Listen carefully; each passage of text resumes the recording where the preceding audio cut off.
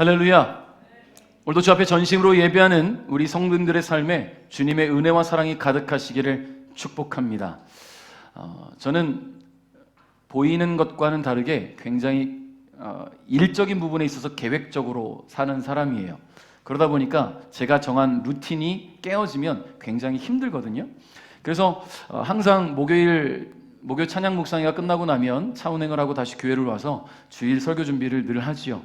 근데 제가 이번에는 루틴이 하나 깨졌어요. 제가 항상 목요일마다 먹어야 되는 걸 못 먹었어요. 깜빡 잊고 안 사와서 비오트를 안 사온 거예요. 그 찝찝함, 먹어야 될 걸 안 먹은 그 찝찝함이 남은 거죠. 새벽 3시, 4시까지 설교 준비를 하고 잠에 들었습니다. 목양실에 잠이 들고 아침에 일어나서 여느 때와 같이 창문을 다 열고 이제 1층 또 현관문 열으려고 딱 나가서 교회 차를 그 현관 앞에 대놨거든요. 아주 상쾌한 마음으로 문을 활짝 열고 딱 나갔는데 철푸덕 하는 소리가 들렸어요. 똥을 밟은 거예요. 이게 개똥이 아니라 사람의 그것도 철푸덕 소리가 났다는 것은 된똥이 아니라 그 물컹함, 그 찝찝함. 내가 어제 먹어야 될 걸 안 먹어서 이런 일이 있나? 루틴이 깨어졌구나. 오만 가지 생각이 들면서 바닥에다가 시멘트 바닥에 막 발을 비비고 막 한 스레빠 들고 막 뛰어 올라왔어요. 그리고 화장실에서 막 물로 뿌려서 발에 묻은 그것의 잔재를 다 제거하고는 목양실에 와서 앉았어요. 또 설교 준비를 마저 하려고. 근데 머릿속에 계속 찝찝한 거예요. 저 똥을 누가 치울까? 누군가가 치워야 될 텐데. 보니까 이제 교회차가 앞에 서 있으니까 그 뒤에 이렇게 숨어가지고 쪼그려 쌌나 봐요. 처음에는 좀 짜증이 났어요. 누가 그 교회 현관이라고 보일 수밖에 없는 게 배너 현수막이 딱 있는데 배너 현수막 바로 앞에서 큰일을 치른 거잖아요. 너무 화가 나고 짜증이 나는데 저거 누구 치울까? 누가 치울까? 근데 자꾸만 그게 자꾸 생각이 나는 거예요. 설교 준비도 안 돼요. 그리고는 결국 들통에 물을 받아가지고 내려갔습니다. 뿌렸어요. 또 올라와서 물을 받아서 또 뿌렸어요.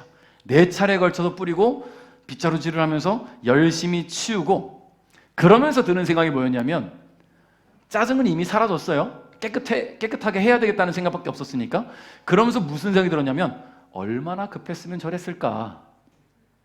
문 앞에 서 있던 교회차 뒤에 쪼그리고 앉아서 볼일 볼 때 얼마나 마음 졸였을까. 그가 그일지 그녀일지 알 수 없으나 얼마나 마음 졸였을까. 그렇잖아요. 이게 그 묽은 것이 나올 때는 아주 급했을 거란 말이지요. 그럼 제가 무슨 생각이 들었냐면 차라리 내가 1층 현관을 열어놨으면 뛰어 올라와서 화장실을 가지 않았을까. 내가 잠가놨기 때문에 못 올라온 것은 아닐까. 오만 가지 생각이 막 들면서 거기서 급히 쪼그리고 앉아서 일 처리했을 그 사람이 되게 안쓰럽게 느껴지는 거예요. 그렇게 예정이 없던 1층 현관의 물청소를 마치고 올라오니까 굉장히 오묘한 감정이 들었습니다. 물론 경험하고 싶지 않은 이벤트였지만 여러분 진짜 아주 오랜만에 밟아봤어요? 그렇잖아요. 별로 밟아볼 일이 없잖아요. 아주 어렸을 때 학교 운동장이나 저 시골길 갈 때나 밟을 법한 일을 이 도심 한가운데서, 그것도 아스팔트에서 밟을 거라고 누가 예상했겠습니까?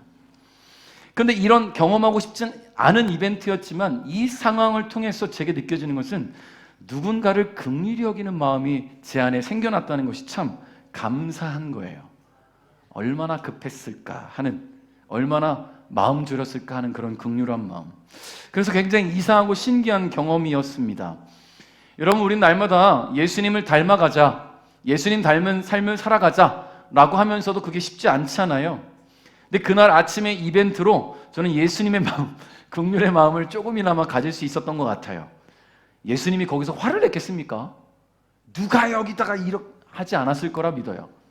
급했을 그 사람을 긍휼하게 여기지 않았을까라는 생각이 들면서 그런 마음을 갖게 하신 하나님의 선물이었다고 그런 생각으로 스스로를 좀 위안하고 나니까 마음이 한결 편해지고 기분이 되게 좋아지는 거예요. 여러분, 하나님은 저를 굉장히 사랑하시더라고요. 너무너무 사랑하셔서 많은 경험들을 하게 하시는데 때론 경험하고 싶지 않은 일들도 경험하게 하시긴 하지만 그때마다 하나님의 마음을 알아갈 수 있게 하신다는 것, 그래서 보다 성숙한 신앙을 갖게 하시는 것이 너무나 감사한 일이었다고 생각이 되어집니다. 그러다 보니까 주어지는 삶의 순간들이 하나님의 선물임을 아주 사소한 부분을 통해서도 깨닫게 하시는 것이 너무나 감사했어요. 여러분, 선물이라는 것은요, 마음을 전하는 도구지요. 그리고 이 선물은 받는 사람보다 주는 사람이 더 기쁠 때 최고의 선물이 됩니다. 하나님은 그날 아침에 그것을 저에게 선물하시면서 얼마나 기뻐하셨을까요? 전자석이 저걸 밟고 어떤 마음일까? 제가 변화되는 것을 보면서 하나님 기뻐하셨을 거라고 생각이 되었어요. 여러분, 그러니까 우리에게 하나님께서 삶의 순간순간들을 선물로 주셨다는 것, 그리고 살아가면서 만나게 되는 수많은 경험들을 선물로 주셨다는 것을 잊지 않기를 바랍니다. 이것을요, 여러분, 선물로 받으면 선물일 것이고요, 선물이라 여기지 않으면 절대로 선물이 될 수 없어요. 그러나 분명한 것은 하나님은 저와 여러분을 너무나 사랑하시기 때문에 삶이라는 선물을 매 순간 주신다라는 거예요. 그런 하나님께서 우리의 삶에 또 하나의 최고의 선물을 주셨습니다. 그 선물을 주시면서 선물을 받고 기뻐하는 우리의 모습을 보시면서 당신께서 더 기뻐하시고 더 만족해 하셨어요. 우리 주님이 우리에게 주신 최고의 선물은 바로 예수 그리스도지요. 여러분, 동의하십니까? 동의하십니까? 하나님도 늘 당신의 자녀된 우리에게 믿지는 장사만 하시잖아요. 사랑하는 아들 예수님을 우리에게 선물로 주시고 그분의 대속으로 구원까지 덤으로 받게 하셨는데, 그 무엇으로도 갚을 수 없는 이 엄청난 선물을 받고도 우리는 하나님의 마음을 온전히 헤아리지 못할 뿐더러 하나님이 기뻐하시는 삶을 살아가지도 못할 때가 참 많습니다. 그래서 오늘은 우리가 어버이 주일과 스승의 주일을 겸하여 예배하는 이 시간을 통해서 아버지가 되시고 내 삶의 아버지가 되시고 우리 인생의 스승이 되시는 우리 주님의 마음을 더 깊이 알아가면서 하나님께서 예수님을 우리에게 선물로 주심으로 우리의 삶에 어떤 변화들이 일어나게 되었는지 함께 묵상하며 감사하는 시간을 갖고자 합니다. 자, 무엇이 삶의 변화가 일어나는가? 첫 번째는 하나님이 우리의 아버지가 되어주셨다라는 거예요. 아버지가 되어주셨다. 얼마 전에 높은 시청률을 기록하면서 종영된 인기 드라마가 있습니다. 보신 분들 계신가요? 눈물이 또르르. 네, 눈물의 여왕이라는 드라마인데요, 아주 재미있는 소재와 배우들의 탄탄한 연기력, 아주 재미있게 본 것 같아요. 이 드라마에서 메인 빌런, 아주 악한 악역으로 등장해서 시청자들의 분노를 자아냈던 극중인물 윤은성이라는 사람이 있습니다. 어린 시절 보육원에서 자랐어요. 이 어린 시절 보육원에서 자란 이 사람의 한 가지 목적은 자기가 좋아하는 여인 퀸즈 그룹의 재벌 3세인 홍혜인을 차지하는 거예요. 그래서 그 여인을 차지하기 위해서 무슨 일이든 악한 일을 행하는데, 그게 후반부에 그의 어린 시절의 상처가 공개되었을 때는 좀 마음이 좀 짠하기도 하더라고요. 여러분, 보육원에서 자랐다는 것은 부모가 없다라는 건데 엄마가 없지 않았어요. 그의 엄마는 퀸즈그룹 회장의 마음을 얻어서 회사를 통째로 빼앗기 위해서 그 아들 윤은성을 어린 시절에 보육원에 맡겨버린 거예요. 자기는 아이가 없는 척 그렇게 십수년을 살아온 것이지요. 그리고는 결국 이 시간이 쭉 흘러서 결국 그 그룹을 빼앗는 데 성공합니다. 그런데 이 아들은 분명히 엄마가 있지만 엄마 없는 삶을 살았던 고아로 살아온 이 아들은 엄마에 대한 분노가 가시지를 않는 거예요. 그래서 원하는 것을 이루고 나서도 그 마음이 쉽사리 회복되지가 않는 거예요. 그만큼 어린 시절 엄마의 빈자리가 그의 건강한 정신과 마음으로 자랄 수가 없게 만든 것이겠지요. 여러분, 부모라는 존재는 자녀의 세상에 느티나무와 같다라고 생각이 됩니다. 꿈을 키우며 자랄 수 있는 놀이터가 되겠지요. 힘들고 지칠 때는 기대어 쉴 수 있는 버팀목이 될 겁니다. 그리고 혹시라도 세상에 뜨거운 시선과 질타가 있다면 피할 그늘이 되어주는 것이 바로 부모가 아니겠습니까? 그러므로 부모야말로 이 세상에 태어나서 받은 선물 가운데 가장 귀한 선물이라 말할 수 있을 겁니다. 하나님은 예수님의 아버지이셨어요. 성부 하나님은 성자이신 예수님을 너무나 사랑하셨습니다. 그런데 그렇게도 사랑하는 아들을 우리를 위해 이 땅에 선물로 주셨다는 거예요. 우리를 위해. 아버지가 아들을 버린 것이 아니라 수많은 양자가 되어야 할 죄인들을 위해서 내 사랑하는 아들을 선물로 주었다라는 거예요.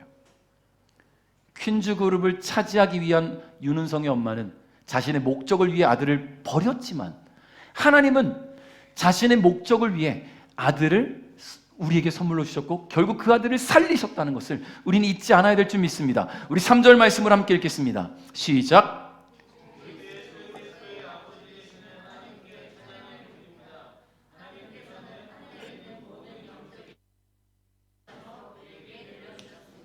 아멘. 자, 선물로 보내주신 예수님을 통해 우리는 하나님이 주시는 복을 받게 되었습니다. 자, 그럼 여기서 우리 한번 또다시 복습을 해볼까요? 하나님이 주시는 복, 뭐죠? 그렇죠, 바라크. 그런데 오늘 성경은 에베소서, 즉 헬라어로 기록되어 있지요. 히브리어로 바라크지요. 헬라어에서는 이 복을 뭐라고 말하냐면 율로기아라 그래요. 율로기아. 나중에 또 물어보면 바라크만 얘기하겠죠? 율로기아. 자, 근데 이 율로기아라는 단어는 여러 의미로 사용돼요. 찬양이라는 의미로도 사용되고, 때로는 아름다운 말이라는 단어로도 사용되고, 때로는 아첨이라는 말로도 사용돼요. 그런데 오늘 이 성경 말씀에서는 뭐라고 표현되냐면 복이라고 번역이 됩니다. 단순히 복이 아니라 복을 주시는 하나님의 행위 자체를 말하는 거예요. 이 율로기아는 하나님께서 복을 주시고 계신 것, 그것을 율로기아라고 말해요. 결국 하나님만이 사람에게 복을 주실 수 있는 분이다 라는 것을 상기시켜주는 것이죠. 자, 그러면 하나님은 우리에게 어떤 복을 주셨을까? 여러분, 우리가 이 땅을 태어나면서 가장 큰 복을 받았다면 그게 뭡니까? 태어나면서 가장 큰 복, 태어나는 것, 생명이라는 복을 받았죠. 그러면 이 생명이라는 복을 받기 위해서 선물로 주신 것이 있어요. 그렇죠. 부모가 없다면 우리는 생명을 얻을 수 없어요. 그러니까 하나님께서 우리에게 주신 가장 첫 번째 복은 바로 부모님이라는 거예요. 그 부모님을 통해 생명을 주셨고 그 사랑과 은혜 안에서 자라도록 건강을 주셨고요, 삶에 필요한 모든 것들을 주셨다라는 거예요. 그런데 하나님이 주신 가장 큰 복에 대해서 사도 바울은 오늘 본문에 뭐라고 말하냐면 하늘에 있는 영적인 복이라고 말해요. 하늘에 있는 영적인 복. 여러분, 영적인 복이란 무엇을 말할까요? 쉽죠? 우리 인생들이 받아야 될 영적인 복. 이 땅을 살다 죽으면 끝? 영생이에요. 구원을 말해요. 그러니까 하나님이 우리에게 주신 가장 큰 복은 바로 구원입니다. 구원이라 함은 주님 계신 천국에 들어갈 자격을 말하는 거예요. 근데 이 복을 받기 위해서는 너무나 중요한 조건이 있습니다. 그게 뭐냐면 하나님의 자녀가 되어야 된다는 거예요. 하나님의 자녀가 되지 못하면 천국에 들어갈 수가 없어요. 여러분의 집에 옆집 사는 아들이 문 열고 들어오면 어서와 밥 먹어 하겠습니까?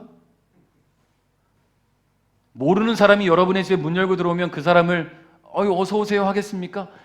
그가 도둑인지 강도인지 알 수 없어서 신고하겠지요. 대적하겠지요. 내 가정을 지키기 위해서.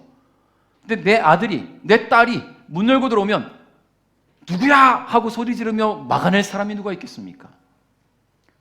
당연하게 내 집에 들어올 수 있는 거 아니겠어요? 자녀에게 주어진 가장 큰 특권은 내 아버지의 집에 들어갈 수 있다라는 거예요.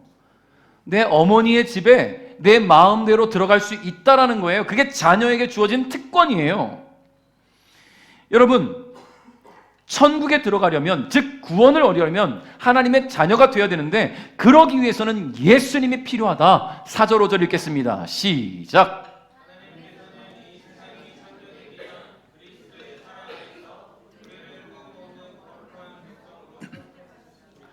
또한 그때부터 예수 그리스도를 통해 우리를 자녀 삼으시기로 작정하셨습니다. 하나님께서는 이 일을 바라시고 또 기뻐하셨습니다. 아멘. 하나님의 자녀가 되기 위해서는 누가 필요하다고요? 예수 그리스도가 필요하다. 하나님은 예수님을 통해서 우리를 자녀로 삼으시기로 작정하셨어요. 근데 중요한 것은 하나님은 작정하신 것들은 반드시 이루시는 분이라는 것, 그리고 그러한 결정을 하나님 스스로가 너무나 기뻐하셨어요. 그래서 요한복음 1장 12절에 보면 이런 말씀이 있어요. 그러나 누구든지 예수님 그분을 영접하는 사람들, 그분의 이름을 믿는 사람들에게는 하나님의 자녀가 되는 자격을 주셨습니다. 예수님을 마음에 영접하고 그 이름을 믿는 사람만이 하나님의 자녀가 되는 거예요. 그렇게 하나님은 우리에게 예수님을 선물로 주셨고, 우리가 그분을 믿음으로 말미암아 하나님께서 친히 우리의 아버지가 되어 주셨습니다. 하나님은 우리를 죄와 사망의 권세 아래에 고아와 같이 버려두지 않으시고 예수님을 통해서 자녀 삼아 주셨어요. 그로 인해 우리는 세상 그 무엇으로도 바꿀 수 없는 구원이라는 최고의 복을 얻게 된 것입니다. 성도 여러분, 우리의 아버지가 되어주신 하나님께 감사를 멈추지 않기를 축복합니다. 하나님은 자기 입맛에 따라 입양했다가 마음에 안 든다고 파양하는 분이 아니에요.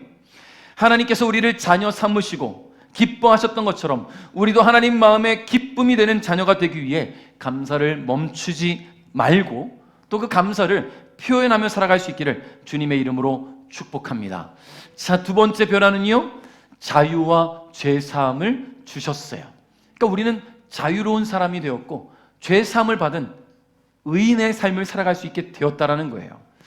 여러분, 최근 아주 충격적인 뉴스를 접했어요. 헤어지자는 여자친구에게 흉기를 휘둘러 살해한 한 청년, 의대생이었습니다.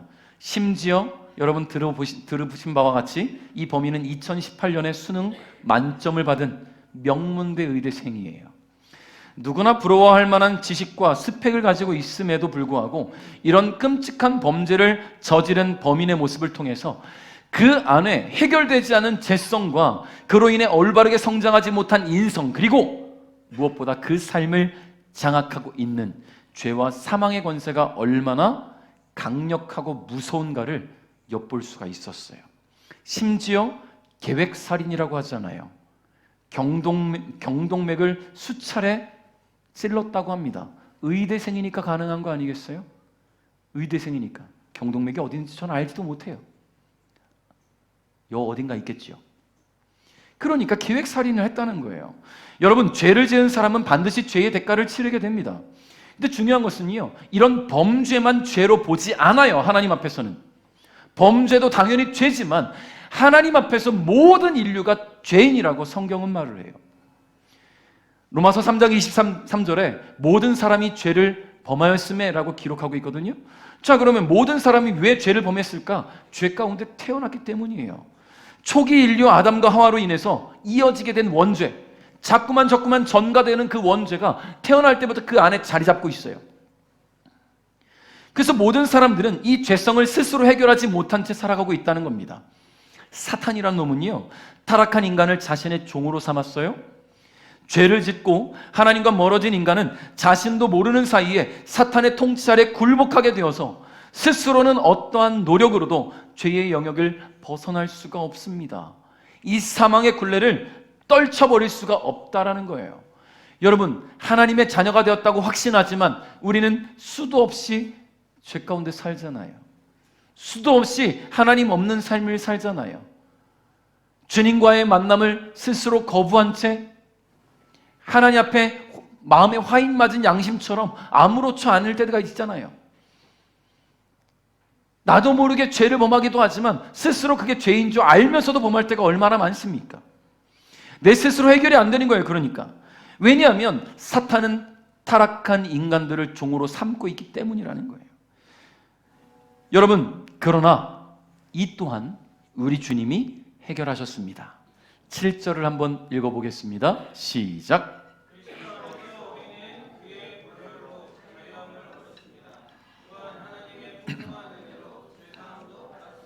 아멘. 사람은 죄의 문제를 해결할 수 없어요. 왜냐하면 말씀드린 바와 같이 원죄를 갖고 태어났기 때문입니다. 그러므로 죄가 없는 사람은 이 땅 가운데 아무도 없어요. 갓난아기조차도 죄성을 가지고 태어나기 때문에 단 한 사람도 죄의 저주 아래 자유로울 수 있는 사람이 없다라는 말이에요. 그런데 예수님은 다르지요. 예수님은 죄가 없으신 분이었어요. 왜일까요? 예수님은 하나님의 아들이시고 삼위일체 성자 하나님이시기 때문이지요. 사람의 몸을 입고 이 땅에 오셨지만 예수님은 여전히 신성을 갖고 계셨어요. 그러니까 흠이 없고 거룩한 분이었습니다. 그렇기 때문에 죄가 없으신 우리 예수님만이 죄의 저주를 끊으실 수가 있었다는 것이지요. 예수께서 십자가에 달려 흘리신 그 보혈로 우리는 자유를 얻음과 동시에 죄 사함도 받았습니다. 더 이상 죄의 저주 아래 놓여 있지 않고요, 하나님의 은혜와 사랑 안에 거하게 된 겁니다. 하나님의 은혜와 사랑 안에 거하는 복, 이 복은 앞서 말씀드린 바와 같이 구원이라는 복으로 우리에게 주어졌어요. 물론 누구에게나 이 은혜의 기회가 주어졌지만 아무나 그 기회를 얻을 수는 없다. 왜요? 예수 그리스도를 통해서만 그 기회를 얻을 수가 있는데, 그 예수 그리스도를 내가 마음에 모시고 나의 구원자, 나의 주님으로 믿을 때에만 이 은혜가 내게 주어지는 거예요. 8절 9절 읽어볼까요? 시작.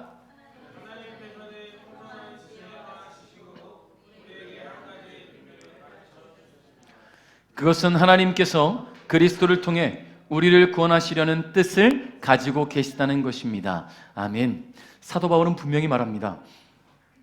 하나님께서 그리스도를 통해 우리를 구원하시려는 뜻을 가지고 계시다라고 말이죠. 그러므로 죄의 저주를 끊으시고 하나님의 자녀가 되어서 구원을 얻을 기회를 주신 예수님은요, 우리 삶의 가장 크고 귀한 선물임을 우리가 잊지 않아야 될 줄 믿습니다. 그 주님을 향한 감사의 삶을 늘 살아갈 수 있기를 주님의 이름으로 축복합니다. 자, 세 번째는 어떤 변화가 있었는가? 정체성의 회복을 주셨어요. 나는 누구인가? 나는 어떤 사람인가? 여러분, 우리는 자신이 어떤 사람인지, 누구인지 잘 알고 있어요? 여러분 스스로를 누군가에게 소개한다면 뭐라 소개하시겠습니까? 뭐라고 소개하시겠어요? 자, 한번 해볼까요? 자, 지금 한 문장만 소개해 볼게요. 제가 여러분 처음 보는 사람이에요. 안녕하세요. 뻘쭘하네요. 이게 처음 만난 거니까 이렇게 대면 해야 되는가요? 자, 저는 김성현이라고 합니다.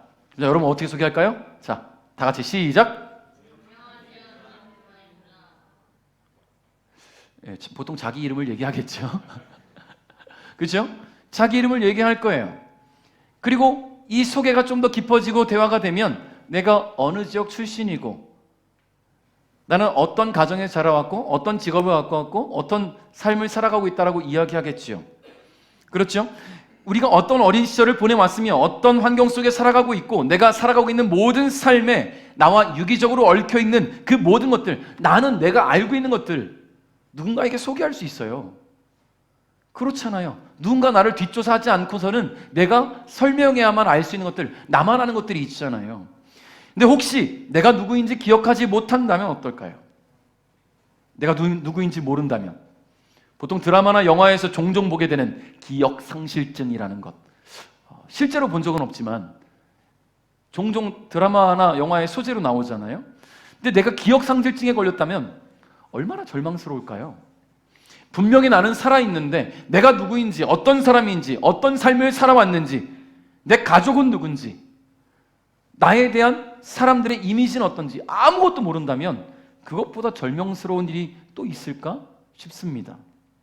물론 잊고 싶은 과거의 기억들을 지울 수 있으니 기억도 안 나는데 잊고 싶은지 어떻게 알겠습니까? 아무튼 간에 좋다 말할 수도 있겠지만 현재의 내가 있기 위해서는요, 과거의 내가 없어서는 지금의 나를 말할 수가 없잖아요. 그렇죠? 제가 살아온, 저 김성현이라는 사람이 살아온 과거가 있기 때문에 지금의 제가 있는 거 아니겠어요? 온천 유치원을 나와서 유성초등학교에서 유성국민학교에서 우산국민학교로 전학을 해서 우산국민학교를 졸업하고 진광중학교를 나오고 대성고등학교와 천안대학교를 졸업하고 나니 학교가 백석대학교로 바뀌었고, 백석대학교 신학대학원을 졸업을 하고 강도사가 되어서 여러 사역지를 거치다가 베델교회 담임 목사로 지금 사역하고 있는 저는 과거가 없으면 저를 말할 수가 없는 거예요. 근데 내 과거를 잃었다면 얼마나 절망스럽겠습니까? 우리 11절 말씀 한번 읽어볼까요? 시작.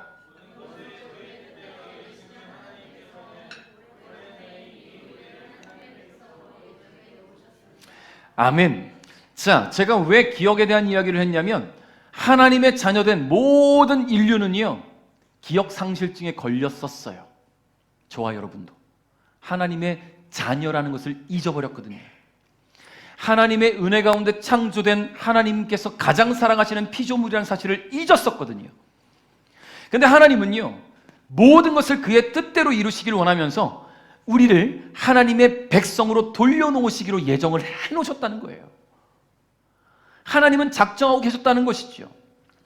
분명 죄로 인해 하나님과의 관계가 단절되었고 우리는 하나님의 자녀라는 사실을 잊어버렸지만 하나님은 예수 그리스도를 통해서 단절된 관계를 회복시키실 계획을, 우리의 잊은 기억들을 회복시키실 계획, 우리의 정체성을 회복시키실 계획을 갖고 계셨다라는 겁니다. 여러분, 우리가 정체성을 잃었을 때에 무엇을 위해 이 땅을 살아가는지, 어떤 목적으로 이 땅을 살아가는지, 내가 무슨 목적으로 이 땅에 태어났는지 다 잊어버렸어요. 그러니까 내 삶의 만족을 위해 살아가지 않았습니까? 돈 잘 벌어서 많은 다른 사람들보다 더 잘 살기 위해서, 다른 사람들보다 더 우위에 있기 위해서, 남부럽지 않게 살기 위해서 그렇게 그것들이 우리의 삶의 목적이 되어 살아왔다라는 거예요. 그 어떤 삶에도 하나님이 내 삶의 목적이 된 적이 없어요. 그냥 내가 잘 사는 게 목적이었죠. 그러니까 열심히 일해야 돼요. 열심히 돈 벌어야 돼요. 사람들에게 좋은 모습 보여야 되겠지요. 그게 우리의 삶의 목적이었어요. 왜냐하면 정체성을 잃어버렸으니까. 여러분, 그런데 하나님께서 사람을 창조하신 목적은 다른 데 있습니다. 하나님께서 사람을 창조하신 목적 무엇입니까? 소요리 문답 제1번. 하나님을 영화롭게 하고 영원토록 그를 즐거워하는 것. 다시 말해 여호와 하나님을 찬양하는 거예요. 이사야 43장 21절에 주님은 분명히 말씀하셨습니다. 이들은 내가 나를 위하여 지은 백성이다. 그들이 나를 찬양할 것이다. 할렐루야. 할렐루야. 여러분, 하나님을 찬양하기 위해 창조된 사람이 하나님이 아닌 세상을 향해 시선을 돌리고 하나님을 위함이 아닌 자신의 유익과 만족을 위해 살아가며 또 그것을 삶의 최종 목표로 삼고 살아가고 있는 것은 정체성을 잃었기 때문이지요. 마치 기억상실증에 걸린 것처럼 말입니다. 하나님을 찬양한다는 것은요, 꼭 교회에 와서 내 입술로 노래하면서 찬양하는 것만을 이야기하는 게 아니에요. 찬양이라는 단어는 하나님을 칭찬하는 거예요. 내 삶으로 하나님을 칭찬하는 수많은 방법들이 있어요. 만나는 사람마다 하나님을 전하는 것이 하나님을 칭찬하고 찬양하는 거잖아요. 내 삶의 영역 가운데 내게 주신 그 일터에서 일하는 가운데 내가 그리스도인이기 때문에 기뻐하는 모습들을 보이는 게 하나님을 드러내는 거고 그분을 칭찬하는 거예요.